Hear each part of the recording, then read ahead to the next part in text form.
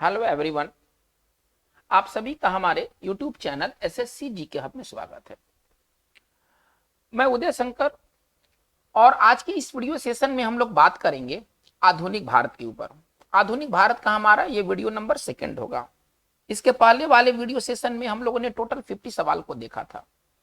आज के भी इस वीडियो सेशन में हम लोग इंपॉर्टेंट 50 क्वेश्चंस को देखेंगे जो कि आधुनिक भारत से जुड़े हुए होंगे और विशेष तौर पर है ना स्वतंत्रता आंदोलन से वे सवाल संबंध रखते हैं।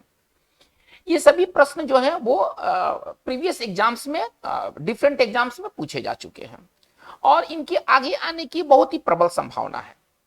तो चलिए इस इंपॉर्टेंट वीडियो सेशन की शुरुआत करते हैं हमारे पहले प्रश्न से। सवाल क्या कह रहा है, पहले सवाल को देखते हैं, एक एक सवाल को हम लोग देखते हैं।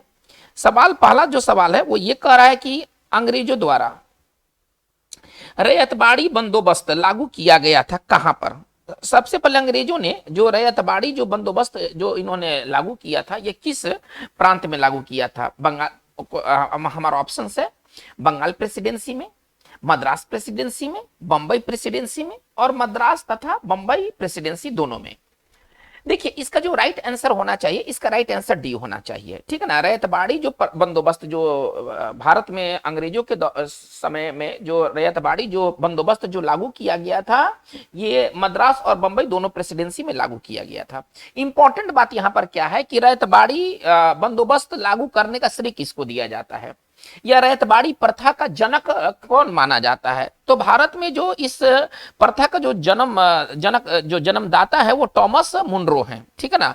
इनके जो जन्मदाता है आप ऐसे समझिए, इस बंदोबस्त के जो जन्मदाता है वो है टॉमस मुनरो, है ना। ये कई बार ये प्रश्न आ चुके हैं। टॉमस मुनरो जो है वो मतलब इन्होंने पहले कॉन्सेप्ट दिया था रैयतबाड़ी बंदोबस्त का। शुरू में ये मद्रास प्रेसिडेंसी में लागू किया गया, बाद में इसे बंबई प्रेसिडेंसी में भी लागू कर दिया गया। अब इससे जो संबंधित और भी जो बातें हैं हम इसे अलग से वीडियो में देखेंगे। चलिए क्वेश्चन नंबर हम लोग 2 में आते हैं। तो इसका मतलब है कि 1 का राइट आंसर हमारा क्या होना चाहिए, 1 का राइट आंसर हमारा डी होना चाहिए।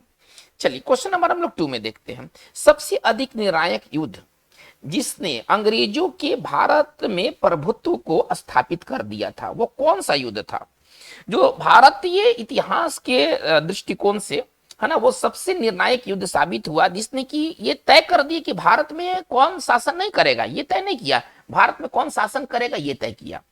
चलिए प्लासी का युद्ध, बक्सर का युद्ध, वांडीवास का युद्ध और पानीपत का तीसरा युद्ध। देखिए जब आप आधुनिक भारत पढ़ेंगे तो आप पाएंगे कि बक्सर का जो युद्ध था, है ना, इसने तय कर दिया कि अगले कुछ सालों में भारत पर किसका प्रभुत्व होगा, भारत पर कौन राज करेगा। क्योंकि इसमें क्लियरली अंग्रेजों ने, है ना, सुजाउद्दौला जो मुगल सम्राट जो थे, है ना, और जो मीर कासिम थे, ठीक है ना। तो सुजाउद्दौला, मीर कासिम और शाह आलम द्वितीय के, ठीक है ना, इसमें किसके किसके बीच लड़ाई हुआ था, तो अंग्रेजों के बीच। पहले तो ये जो बक्सर का जो युद्ध हुआ था अंग्रेजों तथा, ठीक है ना, आप ऐसे समझिए कंबाइंड फोर्सेस किसके थे, तो सुजाउद्दौला जो कि अवध के नवाब थे, सुजाउद्दौला। चलिए इसके बाद दूसरा थे मीर कासिम जो कि बंगाल के अपदस्थ ये नवाब थे, मीर कासिम। और जो मुगल जो शासक थे शाह आलम द्वितीय, ठीक है ना, शाह आलम द्वितीय के बीच ये युद्ध हुआ था। और क्लियरली जो है कि अंग्रेजों की सेना ने इन तीनों के संयुक्त सेना को पराजित कर दिया था। अंग्रेजों की तरफ से नेतृत्व करने का काम कौन किया था, हेक्टर मुनरो ने। हेक्टर मुनरो ने इस युद्ध में अंग्रेजों की तरफ से, है ना, युद्ध का नेतृत्व किया था। चलिए तो ये इंपॉर्टेंट सारी बातें हैं। और ये बक्सर का युद्ध लड़ा कब गया था, ये भी बहुत इंपॉर्टेंट है क्योंकि ये बहुत ही निर्णायक युद्ध था। अतः इससे जुड़े हुए साल भी बहुत इंपॉर्टेंट है। तो ये 22 अक्टूबर यानी कि 22 अक्टूबर ये 1764 ईस्वी को ये युद्ध लड़ा गया था। इस युद्ध में साबित हो गया, या हम यूं कहें इस युद्ध ने तय कर दिया कि आगे आने वाले वर्षों में शासन किसका रहेगा। तो बक्सर का जो युद्ध था वो भारत में अंग्रेजों के प्रभुत्व को स्थापित कर दिया, यानी कि हमारा 2 का जो राइट आंसर होगा वो बी होगा। चलिए क्वेश्चन नंबर 3 में आते हैं। निम्नलिखित में से किसके पक्षधर नेहरू थे किंतु गांधी नहीं थे। मतलब गांधी कहां आकर के नेहरू से डिफरेंट सोचते थे, सत्य, अहिंसा, अस्पृश्यता और भारी औद्योगिकरण। देखिए एक बार सवाल को फिर से समझा जाए। निम्नलिखित में से किसके पक्षधर नेहरू थे किंतु गांधी नहीं थे। तो गांधी सत्य के पक्षधर थे, चलिए, अहिंसा के पक्षधर थे और अनटचेबिलिटी को खत्म करने के पक्षधर थे। तो इसका मतलब है कि गांधी पक्षधर नहीं थे, आप एकदम यहां से आसानी से पा सकते हैं। इसमें होगा भारी औद्योगिकरण। देखिए आर्थिक सिद्धांत के ऊपर नेहरू और गांधी के जो सोच थे ना वो मेल नहीं खाते थे। आर्थिक सिद्धांत के ऊपर नेहरू और गांधी के जो विचार थे ना वो मेल नहीं खाते थे। नेहरू जो थे वो हेवी इंडस्ट्री के पक्ष में थे, जबकि जो गांधी जी का जो सोच था वो क्या था, कुटीर और लघु उद्योग, कुटीर एवं लघु उद्योग के है ना ये पक्षधर थे। आप ऐसे समझिए, इन्होंने भारत के गरीबी को मिटाने का रास्ता क्या चुना था, तो कुटीर एवं लघु उद्योग। ये कुटीर और लघु उद्योग का इन्होंने वकालत किया था, जबकि जो पंडित नेहरू थे इन्होंने भारी औद्योगिकरण के ये पक्षधर थे। और जो पहली पंचवर्षीय योजना, विशेषतौर पर दूसरी पंचवर्षीय योजना में जो देश में जो भारी कल कारखाने स्थापित हुए उसका श्रेय है ना वो नेहरू को जाता है। तो इसका मतलब है कि भारी औद्योगिकरण जो हेवी इंडस्ट्रियलाइजेशन था, यहाँ पर नेहरू और गांधी डिफरेंट सोचते थे। तो 3 का आंसर हमारा डी होगा। चलिए हम आते क्वेश्चन नंबर 4 की ओर। कह रहे कि सर्वेंट्स ऑफ इंडिया होना चाहिए यहाँ पर, ठीक है ना, सर्वेंट्स ऑफ इंडिया सोसाइटी, ठीक है ना, सर्वेंट्स ऑफ इंडिया सोसाइटी के संस्थापक कौन थे। तो ये जो इसके जो संस्थापक थे वो थे, है ना, चलिए ऑप्शन देखते हैं, मदन मोहन मालवीय, सरोजिनी नायडू, जस्टिस रानडे और गोपाल कृष्ण गोखले।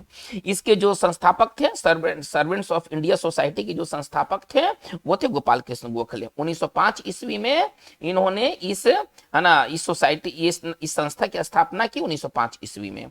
ये गांधी जी के राजनीतिक गुरु भी थे, ठीक है ना। चलिए गांधी जी के राजनीतिक गुरु का नाम क्या था, तो गोपाल कृष्ण गोखले। ये इंपॉर्टेंट बात है, इनसे जुड़ा हुआ है, ठीक है ना। गांधी जी के ये है ना गांधी जी के ये राजनीतिक गुरु थे। चलिए तो अक्सर ये सवाल आता है कि गांधी जी के राजनीतिक गुरु का नाम क्या है, तो वह है गोपाल कृष्ण गोखले। ये मॉडरेट थे, नरमवादी थे। चलिए तो 1905 में इन्होंने Indian servants of India society की स्थापना की, यानी कि हमारा 4 का जो राइट आंसर होगा वो डी होना चाहिए। आइए क्वेश्चन नंबर 5 में, भारत में अंग्रेजों ने प्रथम मदरसा कहां स्थापित किया था।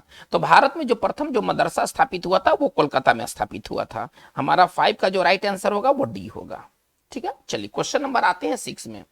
लॉर्ड मैकाले संबंधित हैं। लॉर्ड मैकाले किसके लिए जाने जाते हैं, सेना के सुधार से, सती प्रथा की समाप्ति से, अंग्रेजी शिक्षा से और अस्थायी बंदोबस्त से।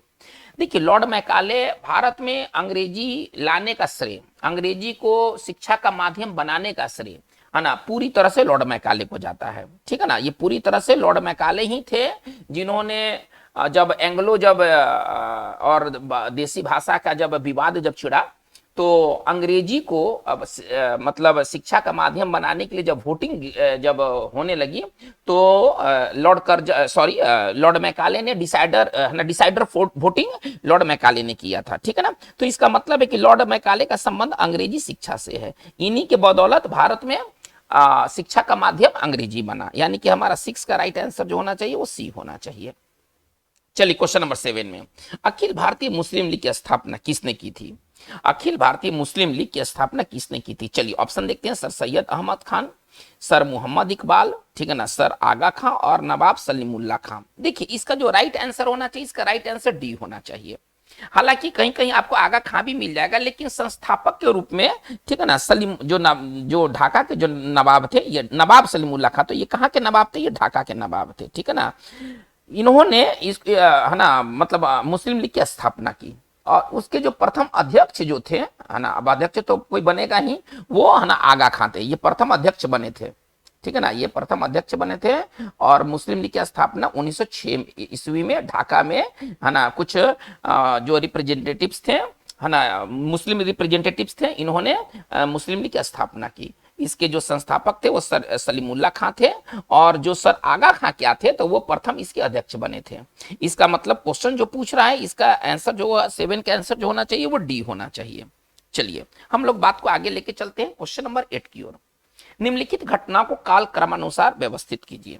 चलिए, अमृतसर घटना, चौरा चौरी घटना, चंपारण आंदोलन और मोपला विद्रोह, हमें एक को लेके चलना है और उसके अनुसार हमें सजाना है। चलिए सबसे पहले क्या हुआ, पहले हम सबसे पहले हम लोग देखते हैं अमृतसर की घटना, जालियांवाला बाग। तो ये 13 अप्रैल, ठीक है ना, एक चीज को देखते हैं, 13 अप्रैल 1919 को ये घटना घटी थी। जो चौरा चौरी की जो घटना थी वो 22 है ना, सॉरी 22 नहीं 5 फरवरी को हुआ था वो, ठीक है ना, 5 फरवरी 1922 को हुआ था, ठीक है ना। चलिए, जो चौरा चौरी की घटना हुई थी ये 5 फरवरी है ना 1922 को हुई थी। जो चंपारण आंदोलन का जो काम हुआ था ये 1917 ईस्वी में हुआ था। और जो मोपला विद्रोह जो केरल में हुआ था, ये मोपला विद्रोह कहां पर हुआ था, केरल में हुआ था, और ये 1921 में हुआ था। यानी कि सबसे बाद हमारा है चौरा चौरी घटना, यानी कि अंतिम में हमारा बी होना चाहिए, ठीक है ना। पहले ऑप्शन को देखते हैं कि अंतिम में जो बी है वो आपका ऑप्शन सी में है, यानी कि हमारा जो 8 का राइट आंसर जो होना चाहिए वो सी होना चाहिए।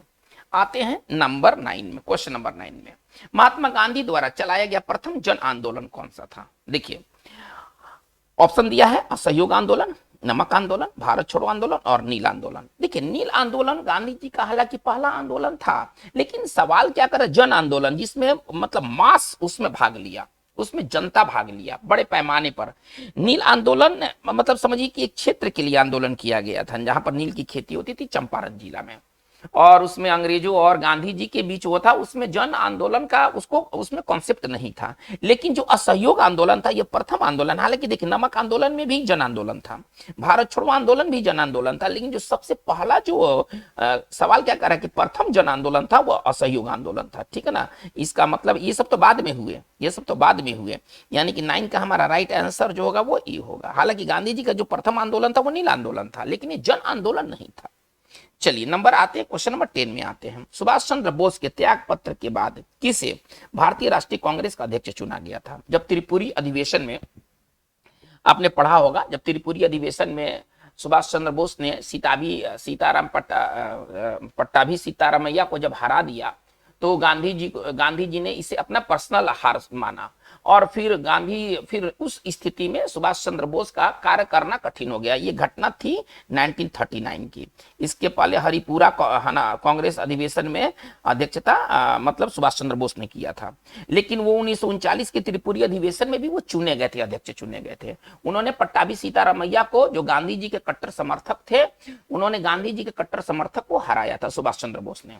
गांधी जी ने इसे अपना हार माना, और फिर उस परिस्थिति में सुभाष चंद्र बोस का कार्य करना कठिन हो गया। सुभाष चंद्र बोस को अंततः इस्तीफा देना पड़ा अपने अध्यक्ष पद से, और इसके बाद इस पद पर जो अध्यक्ष बनाया गया वो राजेंद्र प्रसाद को बनाया गया था, ठीक है ना।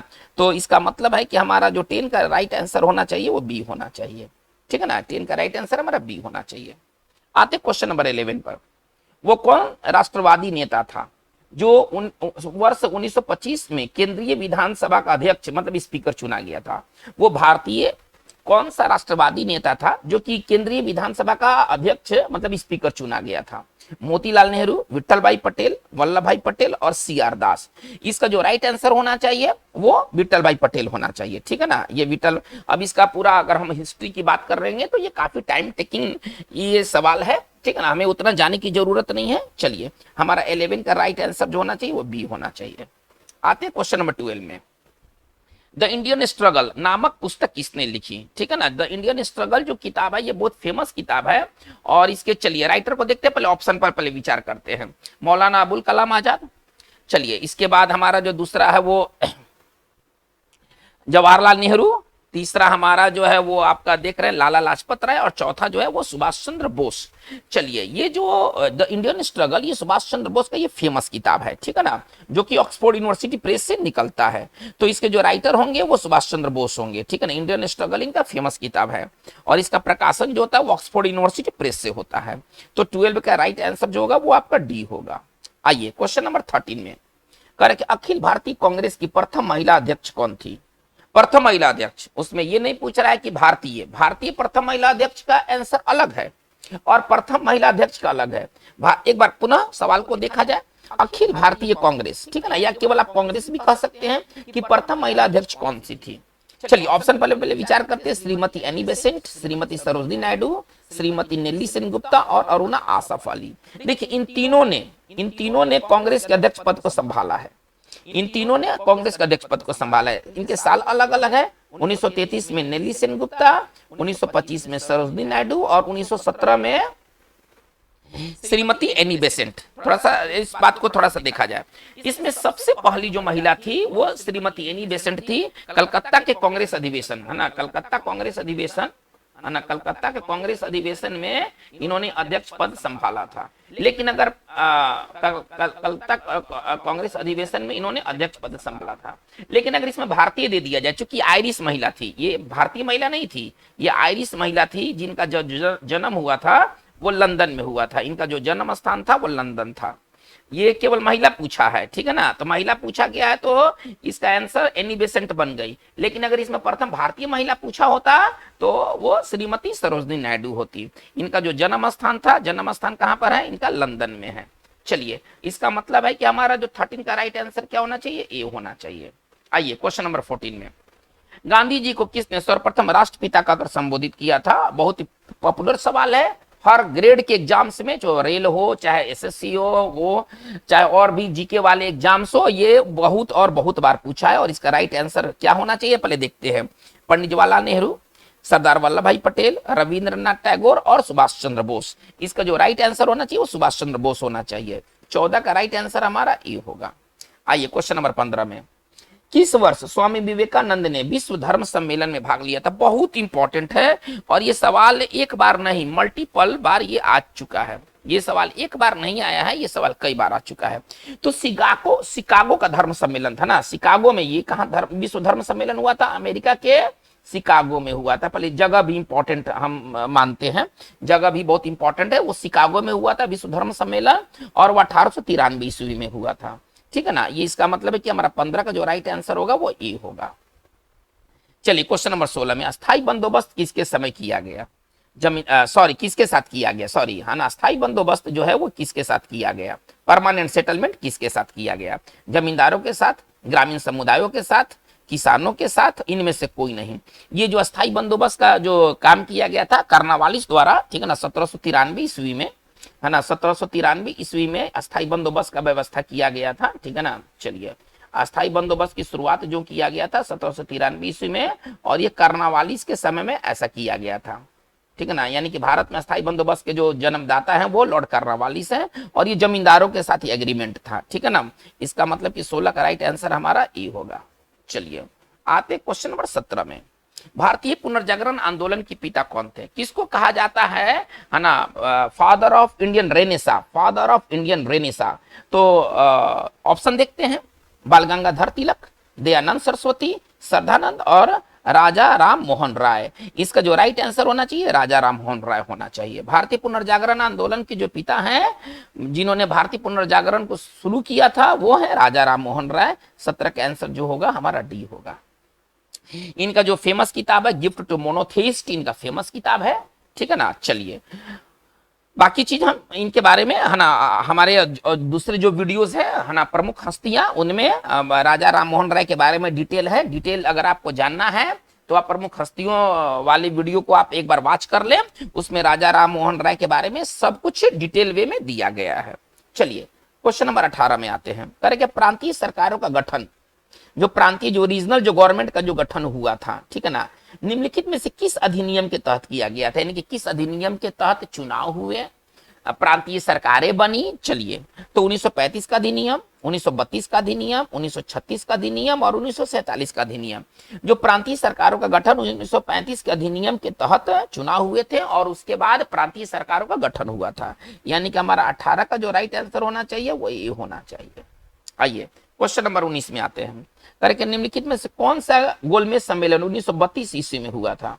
तो 1932 में जो होने वाला जो गोलमेज सम्मेलन था वो तीसरा था, ठीक है ना। चलिए 19 का हमारा आंसर जो होगा वो सी होगा। चौथा तो हुआ ही नहीं था, बस 3 ही सम्मेलन हुए थे, ठीक है ना। चलिए एक 30 है, एक 31 है और एक 32 है। चलिए हम आगे बढ़ते हैं, क्वेश्चन नंबर आते हैं 20 की तरफ। शेरे पंजाब के नाम से कौन सा मशहूर है? किसको शेरे पंजाब का टाइटल दिया गया था? तो चलिए ऑप्शन देखते हैं, राजगुरु, भगत सिंह, ठीक है ना। चलिए लाला लाजपत राय और उधम सिंह। शेरे पंजाब कहा गया है लाला लाजपत राय को, ठीक है ना। 1928 में, है ना, जब साइमन कमीशन जब भारत आया, उसके विरोध प्रदर्शन में इनको लाठी की चोट लगी और इसके बाद इनकी मृत्यु हो गई, ठीक है ना। चलिए तो लाला लाजपत राय इसका राइट आंसर होना चाहिए। 20 का राइट आंसर हमारा सी होगा। चलिए आते हैं 21, क्वेश्चन नंबर 21 में, मॉन्टेग्यू चेम्सफोर्ड की रिपोर्ट, है ना, चलिए किसके आधार बनी? भारतीय स्वतंत्रता अधिनियम 1947 के आधार बनी, भारतीय परिषद अधिनियम 1909 की आधार बनी, चलिए, भारत सरकार अधिनियम 1919 के आधार बनी। चलिए, और भारत सरकार अधिनियम 1935 के आधार बनी। चलिए, इसका जो राइट आंसर होना चाहिए वो सी होना चाहिए। जो मॉन्टेग्यू, जो चेम्सफोर्ड जो रिपोर्ट आया था वो भारत सरकार अधिनियम 1923 की आधार बनी। इसी के आधार पर ये अधिनियम को बनाया गया था, फॉर्मुलेट किया गया था। 21 का राइट आंसर हमारा सी होगा। चलिए, आते हैं क्वेश्चन नंबर 22 में। 1857 ईस्वी का विद्रोह लखनऊ के किसके नेतृत्व में आगे बढ़ा? मतलब लखनऊ में विद्रोह का मोर्चा किसने संभाला? इसको हम दूसरे तरीके से ऐसे कह सकते हैं, है ना, बेगम ऑफ अवध, तात्या टोपे, रानी लक्ष्मीबाई और नाना साहब। चलिए, इतना तो जानते कि जो रानी लक्ष्मीबाई जो थी वो झांसी से बिलोंग करती थी, उनका संबंध लखनऊ से था नहीं। तात्या टोपे और नाना साहब ये कानपुर वगैरह से ये वो क्षेत्र संभाले हुए थे। तो जो लखनऊ वाली जो बात है वो अवध जो बेगम जो अवध की जो बेगम थी उन्होंने, ठीक है ना, उन्होंने इस चीज को नेतृत्व दिया था। यानी कि 22 का राइट आंसर हमारा ए होगा। चलिए, आइएगा 23 में। शिक्षा में सुधार हेतु ब्रिटिश सरकार ने सेडलर विश्वविद्यालय आयोग का गठन कब नियुक्त किया था? सेडलर विश्वविद्यालय आयोग जो है ना वो कलकत्ता विश्वविद्यालय से जुड़ी हुई समस्याओं को, है ना, एनालिसिस करने के लिए सेडलर कमीशन का गठन किया गया था। और ये जो कमीशन हुआ था ये कब गठित हुआ था? तो 1917 ईस्वी में। 23 का राइट आंसर हमारा बी होगा। इसका जो मेन पर्पस था वो कलकत्ता यूनिवर्सिटी से जुड़ी हुई समस्याओं को एनालिसिस करना था, ठीक है ना। चलिए, इसलिए सेडलर विश्वविद्यालय, कभी कभी सेडलर आयोग का भी सवाल हो सकता है कि उसमें विश्वविद्यालय शब्द ना दे, ठीक है ना। तो ये घटना जो हुई थी वो 1917 में हुई थी। चलिए, आते हैं हम लोग 24 में। करे क्या? सम्राट शाह आलम द्वितीय, है ना, ईस्ट इंडिया कंपनी को बंगाल, बिहार तथा उड़ीसा की दीवानी प्रदान की। जब बक्सर का युद्ध हो गया तो इसके बाद इलाहाबाद की संधि हुई, है ना। उसका इतिहास इस प्रकार से है, जब बक्सर का युद्ध हुआ इसमें तीनों की संयुक्त सेना, मीर कासिम अभी बात हुआ है, सुजाउद्दौला और शाह आलम द्वितीय की संयुक्त सेना को, ठीक है ना, अंग्रेजों ने पराजित किया। इसके बाद इलाहाबाद की संधि हुई और इलाहाबाद की संधि में के तहत क्या किया गया कि सम्राट शाह आलम द्वितीय ने बंगाल, बिहार और उड़ीसा की दीवानी ईस्ट इंडिया कंपनी को प्रदान कर दी। सवाल पूछ रहा है कि कितने तारीख को यह घटना घटा था। चलिए, अब हम आते हैं, चूंकि 64 में तो 1764 में तो 22 अक्टूबर 1764 में तो युद्ध हुआ था। बक्सर का युद्ध जो हुआ था वो, बक्सर का जो युद्ध हुआ था वो 22 अक्टूबर 1764 को हुआ था। जाहिर सी बात है कि ये घटना उसके बाद घटी होगी, तो सब में 1765 है। 12 अगस्त, 18 अगस्त, ठीक है ना, 29 अगस्त और 21 अगस्त। इसका राइट आंसर होना चाहिए 12 अगस्त। 24 का राइट आंसर हमारा ए होगा। चलिए, आते 25 में। 1921 का मोपला विद्रोह कहाँ हुआ था? अभी बात हुआ था थोड़ा देर पहले।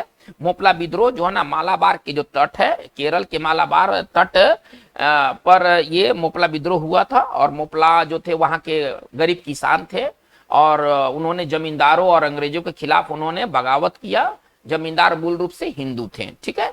चलिए, तो ये केरल का ये विद्रोह है, बहुत फेमस ये सवाल है मोपला विद्रोह पर। हम लोग डिटेल वीडियो आगे के दिनों में लेकर आएंगे। 25 का आंसर हमारा सी होगा।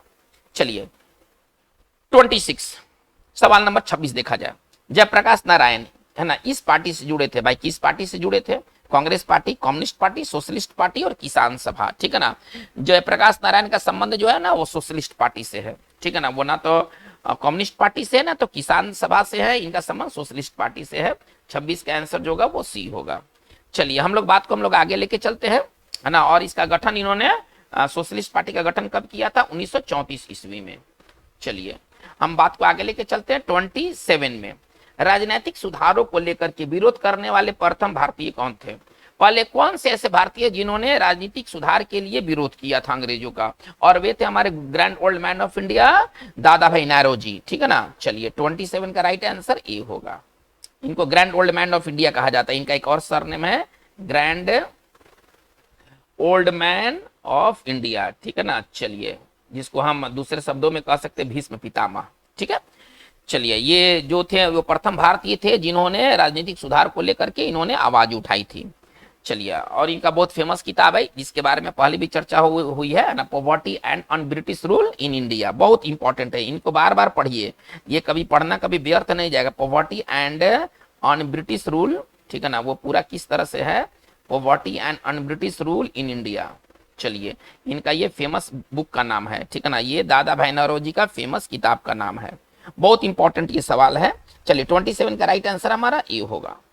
28 में आते हैं, अखिल भारतीय किसान सभा के प्रथम सत्र की अध्यक्षता किसने की? चलिए किसान, देखिए किसान अगर बात अगर आ गया तो उसमें स्वामी सहजानंद सबसे अग्रणी होंगे, है ना। चलिए स्वामी सहजानंद ने, ठीक है ना, अखिल भारतीय किसान सभा की, ठीक है ना, अध्यक्षता की थी, ठीक है ना। अखिल भारतीय किसान सभा की जो अध्यक्षता हुई थी वो स्वामी सहजानंद द्वारा हुई थी।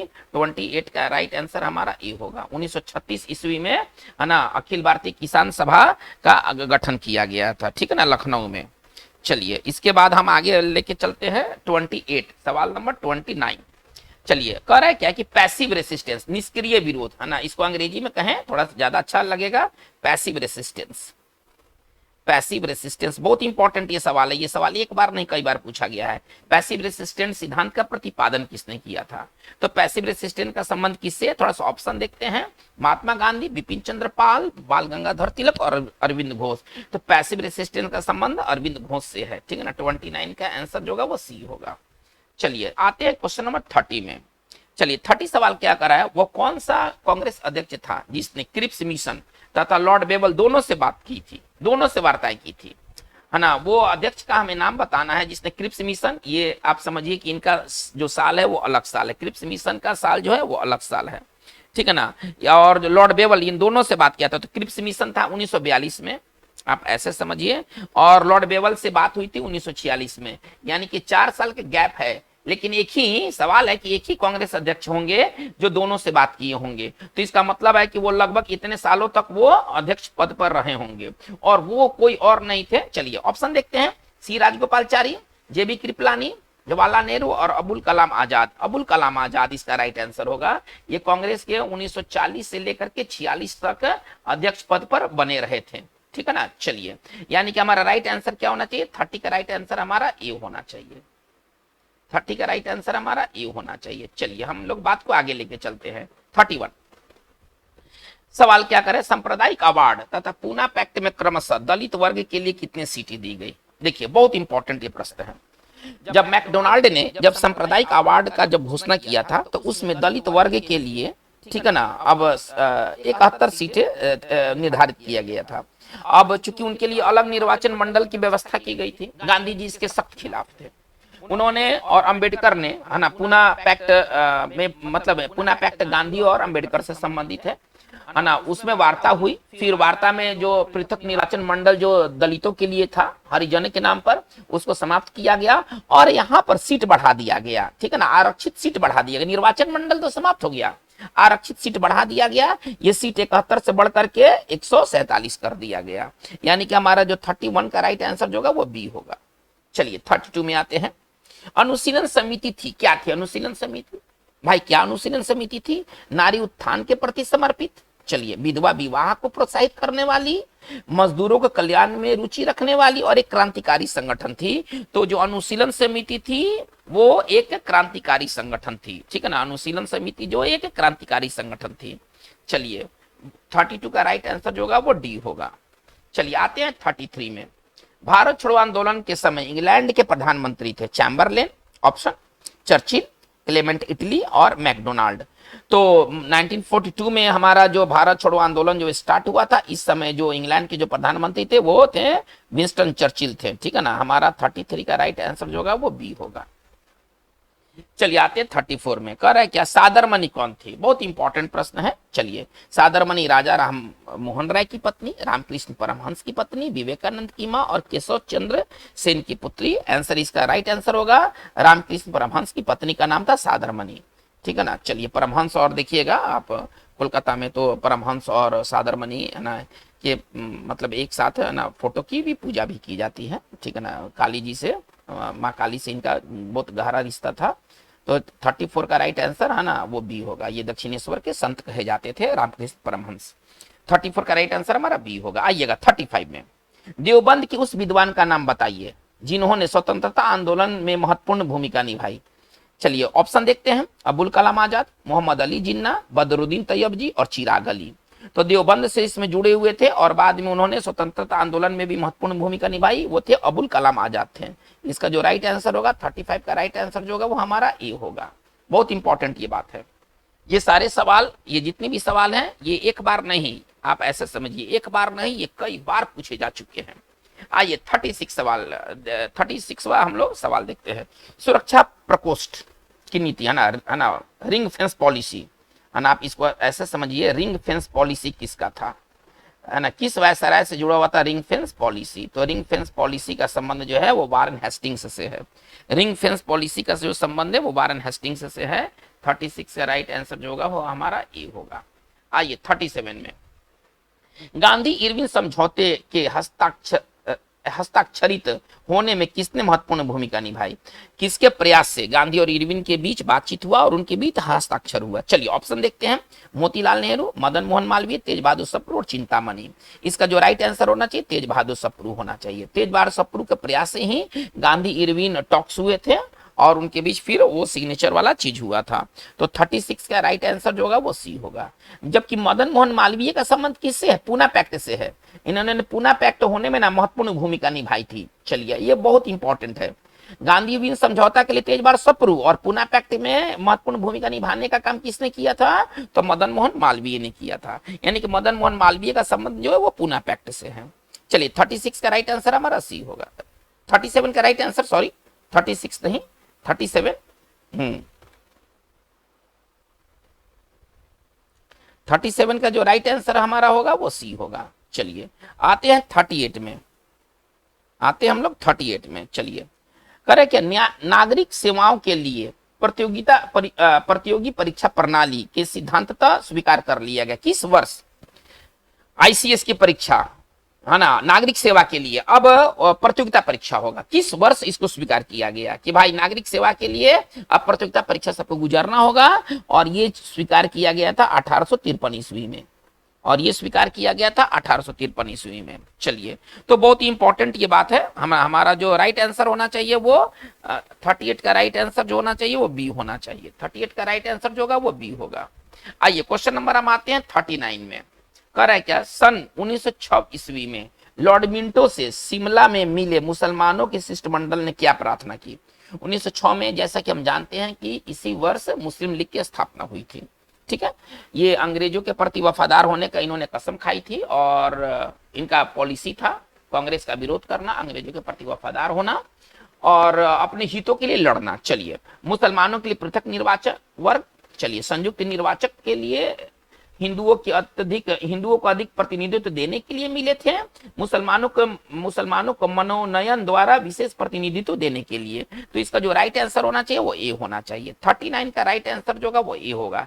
इनका और कोई मोटो नहीं था, इनका बस एक ही सिद्धांत था कि हमारा अलग पृथक निर्वाचन हो, हम अलग लड़े, अलग तरीके से काम करें। चलिए 39 का राइट आंसर ये होगा। आते हैं 40 में। सर्वोदय शब्द का प्रयोग सर्वप्रथम किसने किया था?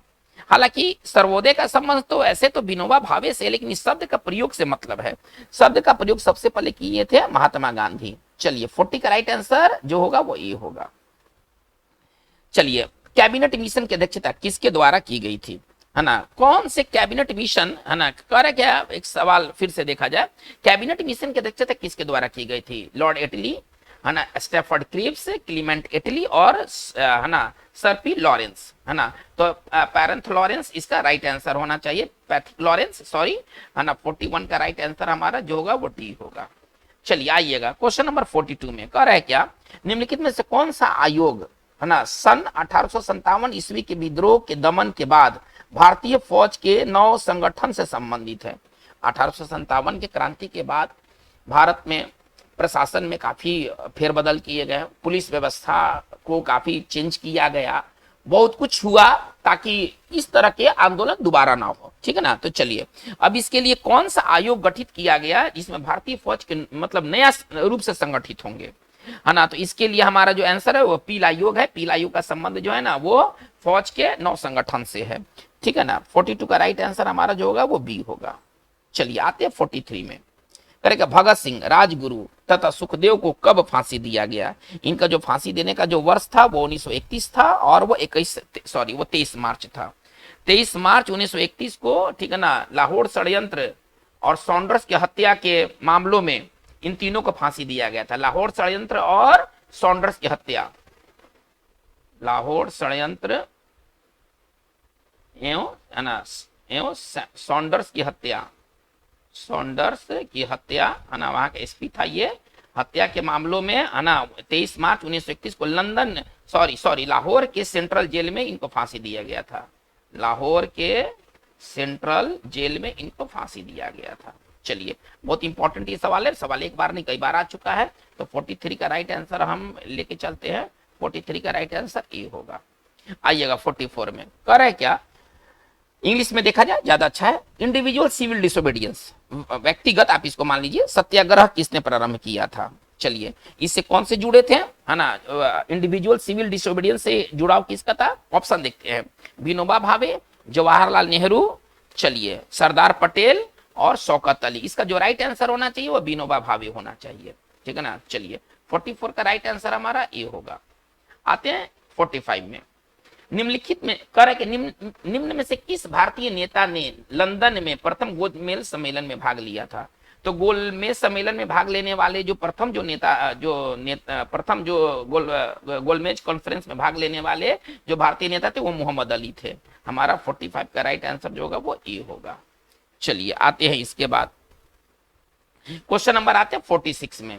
चलिए कह रहे कि निम्नलिखित में से किस अधिनियम के तहत लॉर्ड कार्नवालिस को, है ना, सवाल एक बार फिर से देखा जाए, निम्नलिखित में से किस अधिनियम के तहत लॉर्ड कार्नवालिस को अपनी काउंसिल के फैसले को रद्द करने का अधिकार दिया गया था। ऑप्शन देखते हैं, सन 1786 का एक्ट, अच्छा इसके बाद हम आते हैं सन 1783 का चार्टर एक्ट, इसके बाद हम आते हैं सन 1813 का चार्टर एक्ट, और इनमें से कोई नहीं। इसका जो राइट आंसर होना चाहिए वो होना चाहिए सन है ना 1786 का एक्ट, है ना। हमारा राइट आंसर हमारा ए होगा। 46 का राइट आंसर जो होगा वो ए होगा। चलिए आते हैं क्वेश्चन नंबर 47 में। जयप्रकाश नारायण किस आंदोलन से संबंधित थे। आंदोलन देखते हैं कि किस आंदोलन में उन्होंने भाग लिया। चंपारण आंदोलन में वो थे नहीं, असहयोग आंदोलन नहीं, भारत छोड़ो आंदोलन। भारत छोड़ो आंदोलन में जब सारे नेता जब गिरफ्तार हो गए, अंग्रेजों ने जब उनको गिरफ्तार कर लिया, तो जयप्रकाश नारायण अंडरग्राउंड होकर के है ना आंदोलन को नेतृत्व देते रहे, यानी कि 47 का राइट आंसर हमारा सी होना चाहिए। चलिए क्वेश्चन नंबर 48 में, इंडिया डिवाइडेड, है ना, बहुत इंपॉर्टेंट बात है ये। इंडिया डिवाइडेड के पुस्तक के लेखक थे कौन। पुस्तक हमेशा पुस्तक और राइटर, बुक और राइटर का, ठीक है ना, अक्सर सवाल आता है कि ये बुक किसने लिखा है, इस पत्रिका का संपादन किसने किया। ये सारे सवाल बहुत एग्जाम ओरिएंटेड सवाल है। मौलाना अबुल कलाम आजाद, डॉक्टर राजेंद्र प्रसाद, नरेंद्र देव और आसफ अली। इसका जो राइट आंसर होगा, इंडिया डिवाइडेड के जो लेखक है वो है, ठीक है ना, डॉक्टर राजेंद्र प्रसाद। चलिए आते हैं क्वेश्चन नंबर 14, मतलब हमारा हम कह सकते हैं कि हमारा जो 48 का जो राइट आंसर होगा, 48 का राइट आंसर हमारा बी होगा। चलिए आते हैं क्वेश्चन नंबर हम 49 में। कह रहा है क्या, निम्न में से किस आंदोलन में महात्मा गांधी ने पहली बार भूख हड़ताल का प्रयोग हथियार के रूप में किया था। किस, कहने का तात्पर्य कि किस आंदोलन में महात्मा गांधी ने पहली बार भूख हड़ताल किया था। तो चलिए, असहयोग आंदोलन, रॉलेट एक्ट, रॉलेट सत्याग्रह, अहमदाबाद की हड़ताल और बारडोली सत्याग्रह। देखिए बारडोली सत्याग्रह का संबंध तो सरदार पटेल से है, तो यहाँ पर गांधी जी नहीं होंगे। इन्होंने सबसे पहले अहमदाबाद की जो मिल जो हड़ताल थी, ठीक है ना, उसमें सबसे पहले इन्होंने भूख हड़ताल को एक हथियार के रूप में प्रयोग किया था। हमारा 49 का राइट आंसर जो होगा वो हमारा सी होगा। आते हैं क्वेश्चन नंबर 50 में। क्वेश्चन नंबर 50 में आते हैं, तो क्वेश्चन नंबर 50 हमारा क्या कहता है, स्वामी सहजानंद का संबंध किससे है। ये बिहार के जनजातीय आंदोलन से ये जुड़े हुए थे नहीं, बिहार के जातीय आंदोलन के साथ थे नहीं, बिहार के किसान आंदोलन के साथ थे और बिहार के मजदूर आंदोलन के साथ थे। इसका जो राइट आंसर होगा वो सी होगा। 50 का राइट आंसर हमारा सी होगा। तो बच्चों आज की वीडियो सेशन में हमारी बात इतना है। हम लोग फिर आगे के और वीडियो सेशन में हम बात करेंगे अगले कुछ और इंपॉर्टेंट क्वेश्चंस की। ये क्वेश्चंस काफी इंपॉर्टेंट सवाल हैं, ये एक बार नहीं कई बार पूछे जा चुके हैं। आप इनको एक बार दो बार, है ना, जब तब तक इनको आप वॉच करें, देखें, सीखें, जब तक इन पर कमांड ना हो जाए। Thank you very much.